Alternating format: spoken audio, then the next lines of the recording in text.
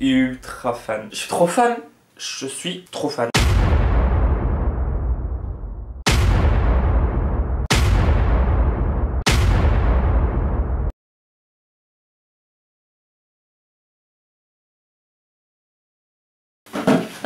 Eh bien salut, j'espère que tu vas bien. On se retrouve aujourd'hui pour une nouvelle vidéo un tout petit peu particulière puisqu'on est le 25 décembre et je prends le temps de te faire une vidéo. J'espère que ton Noël s'est bien passé, que tu as passé un bon réveillon, que tu t'es pas trop bourré la gueule. Pas comme moi, j'ai encore mal de crâne les gars. À consommer avec modération bien évidemment. Mais bon, j'ai pas trouvé modération alors j'ai consommé. Oui, donc j'espère que ton réveillon s'est bien passé, que tu as été gâté, que tu as eu ce que tu voulais. Moi j'ai eu même un peu plus. Et bien évidemment, je vais te montrer juste le côté plante. J'en ai reçu 3 et je me suis acheté moi une petite.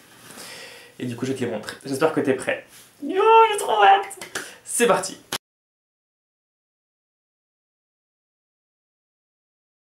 Alors, on va commencer par le Père Noël secret. C'est en gros, peut-être que tu as ça dans ton entreprise, je ne sais pas. En gros dans l'entreprise, ceux qui veulent participer mettent leur nom sur un papier, on mélange, et chacun tire un nom de manière anonyme bien évidemment. Et on doit acheter un cadeau entre 5 et 10 € à la personne dont on a tiré le prénom. Et moi on m'a acheté une plante.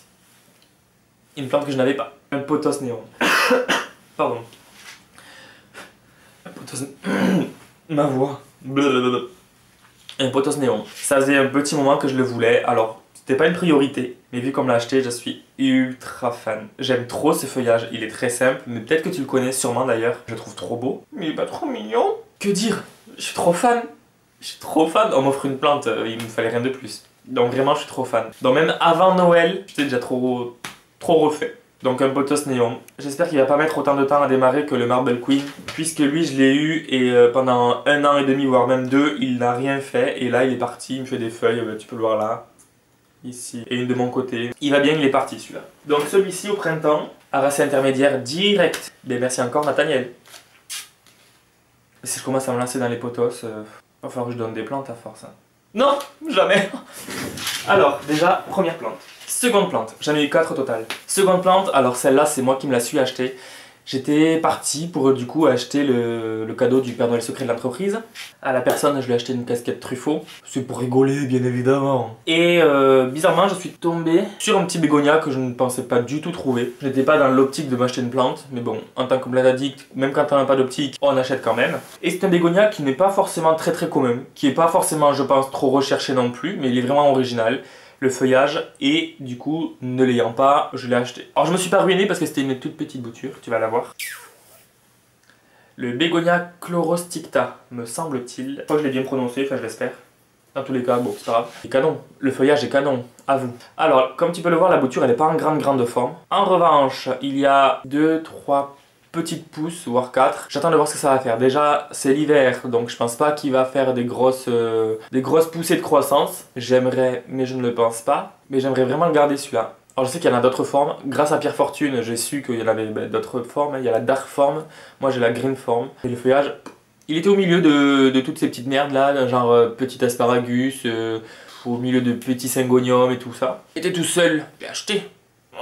Donc j'espère vraiment y arriver. Bon, il a tombé une deuxième feuille, il en avait pas beaucoup déjà. Alors il est près de la lumière, avec les autres de bégonia dans la chambre. J'espère qu'il va pas de nuisible. Il me semblait avoir vu des trucs dessus, mais au final, je sais pas. Bref, souhaite-moi bonne chance. Je ne sais pas du tout comment faut le cultiver, est-ce qu'il a besoin de beaucoup d'humidité. Je ne sais pas en fait. S'il est comme l'Amphioxus qui a quasiment perdu toutes les feuilles en ce moment, ça sera pas une grande réussite. Hein. On verra bien. Mais ça, c'est le Bégonia chlorosticta. Ensuite, on passe aux pièces maîtresses. J'ai une amie qui va régulièrement à Jardiland. Clémentine, si tu passes par là. Hi! Et merci encore. Petite anecdote, en fait, c'était pendant ma pause repas il y a 10 jours à peu près. J'ai une collègue caissière qui me dit « Ouais Thibaut, il y a un cadeau pour toi en caisse. » Ok, très bien.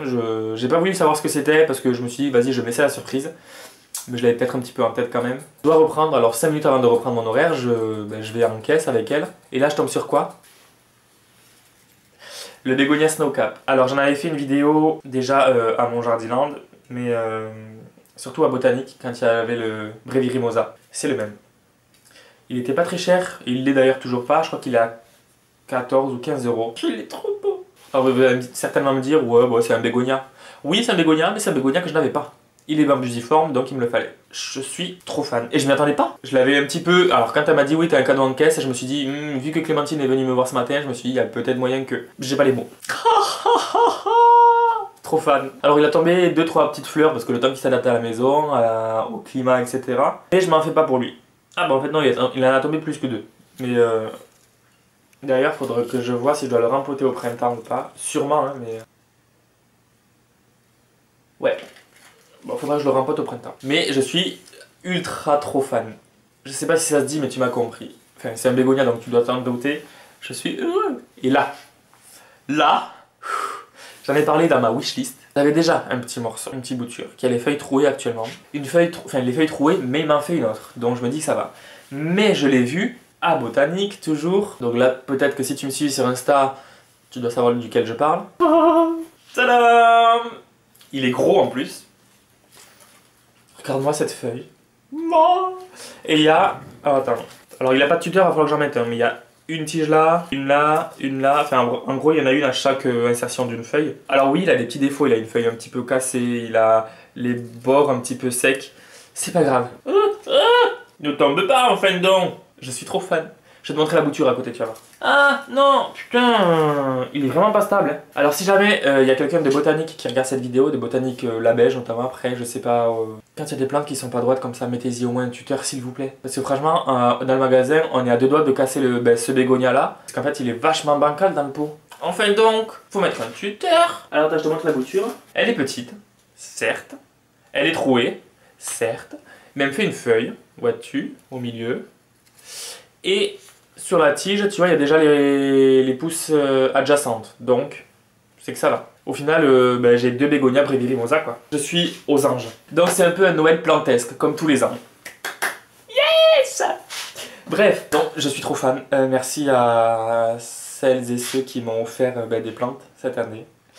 J'aime trop Noël, rien que pour ça. Pardon. Deuxième partie de la vidéo.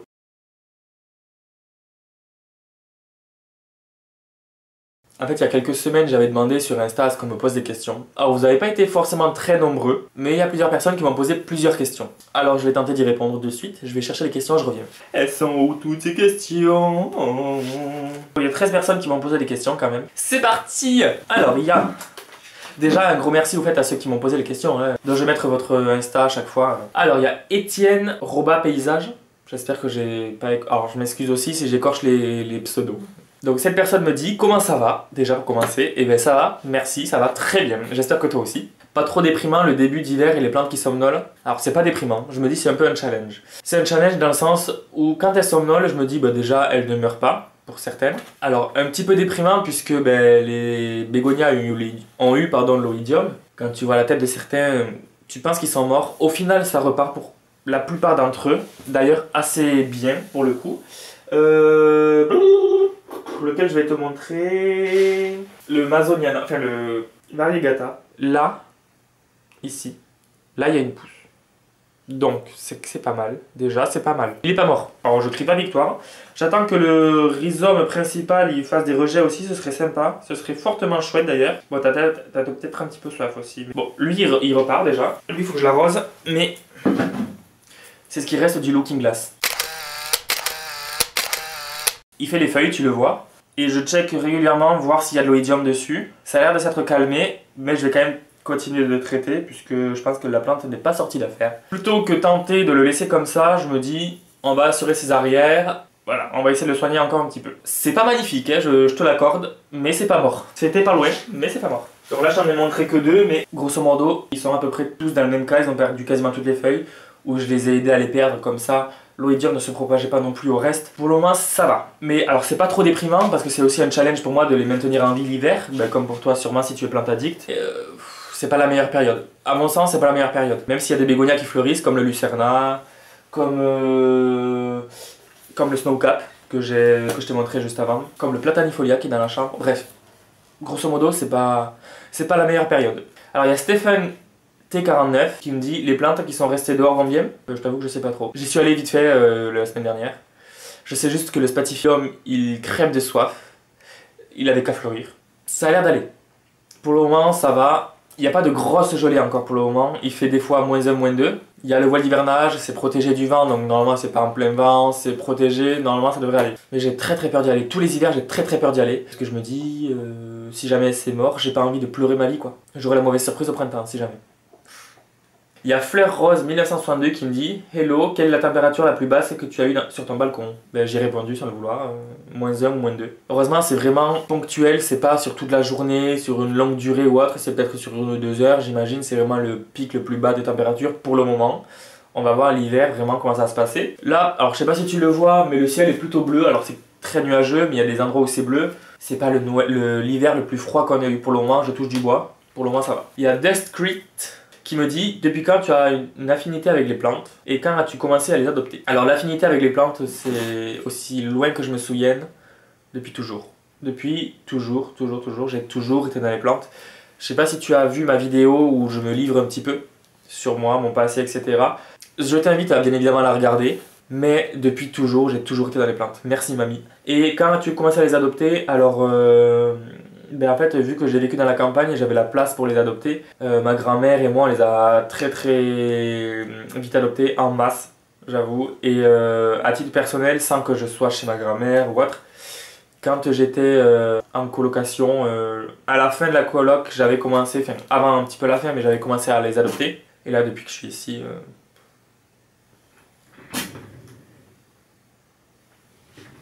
j'en suis à quasiment 150 quoi. Oui, mais tu me juges pas, c'est comme ça.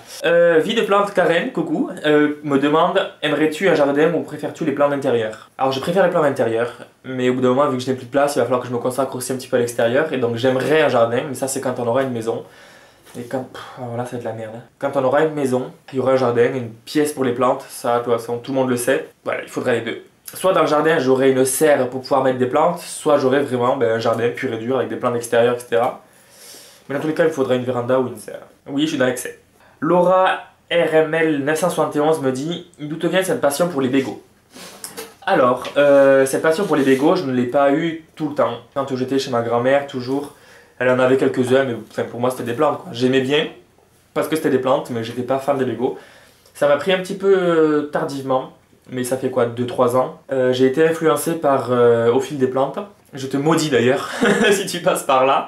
En fait, j'ai vu sur son feed un bégonia qui s'appelle le bégonia griffon, que j'ai trouvé sublimissime, magnifique, et je me suis dit, il me le faut. Je l'ai eu, il est mort, je l'ai re-eu, il est quasiment remort, mais on m'a donné un gros morceau, donc ce morceau-là va bien. Et depuis que j'ai vu ça, je me doutais pas qu'il y avait des bégonias avec ces formes-là, avec ces couleurs-là. Je me suis mis à les rechercher et je me suis mis à les adopter de suite. Et maintenant, j'en suis à peu près 25 bégonias différents. Il y en a qui sont morts depuis quelques mois, mais il y en a que je vais racheter aussi. Donc c'est vraiment depuis Au fil des plantes, je crois. Et Chef Langoustin, quand j'ai vu les bégonias qu'il avait aussi et les conseils qu'il pouvait me donner, il y en a qui disent que c'est des plantes difficiles. Je vais relever le défi et pour le moment, ça va. Bon, à part la crise d'oïdium que j'ai eue. Sinon, le reste, ça va à peu près. Donc je pense que ouais, ça va faire 2-3 ans vraiment que je me mets vraiment à fond dans les bégonias. Ensuite, alors il y a Maria du compte Travel Nikita Bond qui m'a posé 3 ou 4 questions. Alors, d'où te vient la passion des plantes?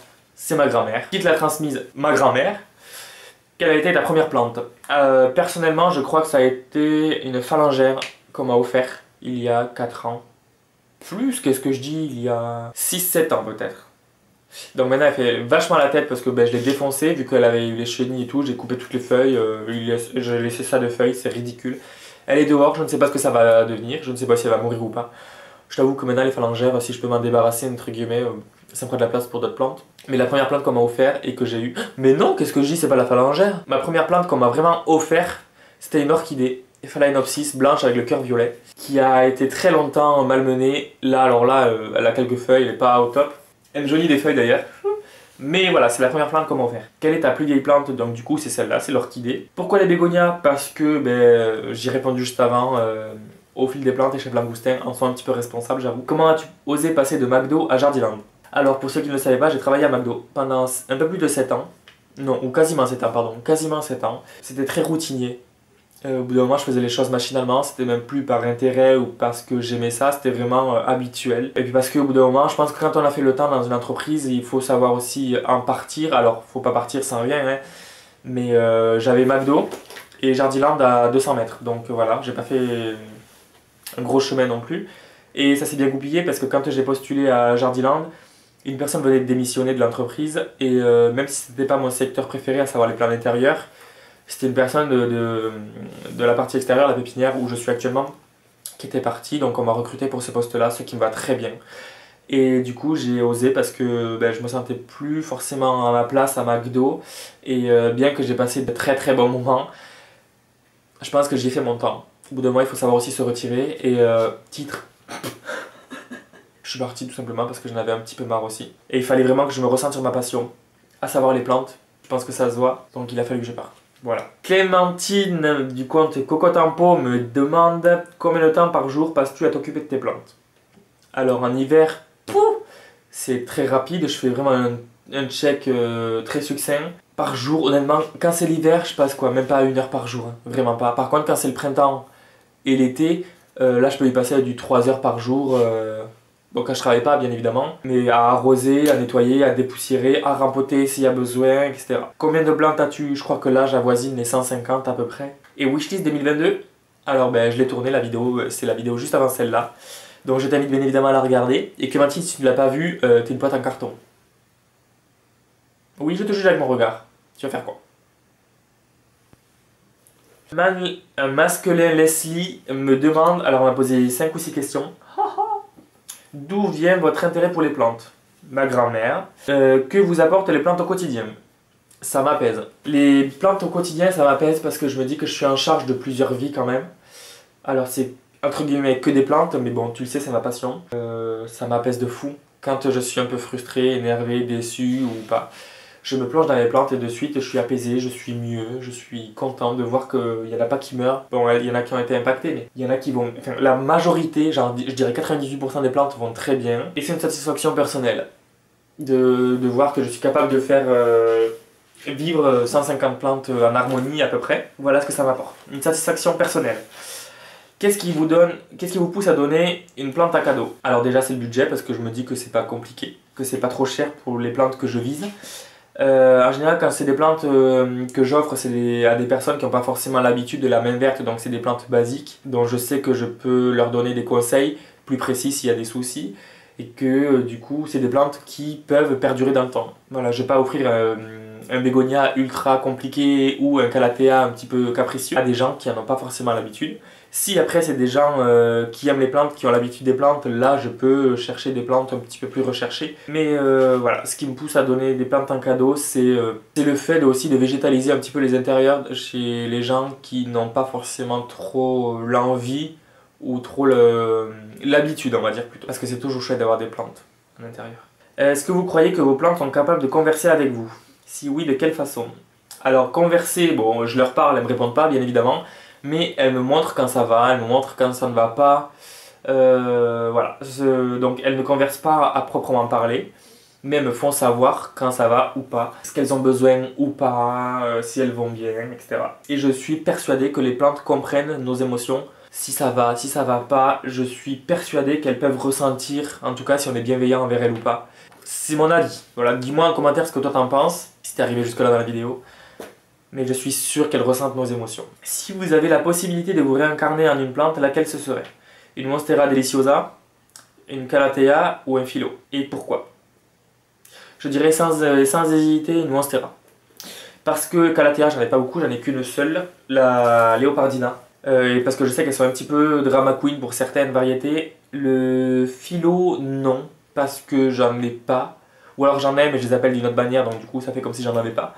Et la Monstera deliciosa parce que c'est une plante très très simple d'entretien et qui est un peu increvable. Et voilà, j'aimerais me réincarner. Si je pouvais, je me réincarnerais en Monstera parce que je trouve ça vachement beau, vachement graphique. Ça apporte une touche de tropique dans les intérieurs. Et c'est vraiment pour moi la plante la plus exotique, à mon sens. Donc j'aimerais être une Monstera. En plus j'ai déjà les découpes ici, donc c'est nickel. Quoi demander de plus? Et quels critères vous font basculer pour acheter une plante? Alors c'est le coup de cœur. C'est en fonction de si je recherche la plante ou pas. Alors bien évidemment je priorise les bégonias et les monsteras et un petit peu les pothos, etc.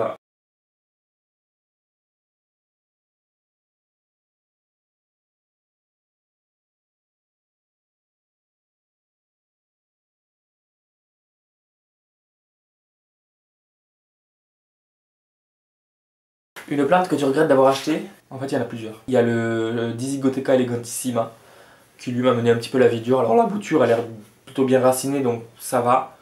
Et franchement, ça me saoule d'avoir acheté ça, puisque du coup, j'y arrive pas à la comprendre. Ça me saoule un peu d'avoir acheté le Bégonia variegata qui est en train de... Alors, il est en train de repartir, donc ça me saoule un peu moins, mais ça me fait clairement chier, parce que j'ai pas réussi à le gérer.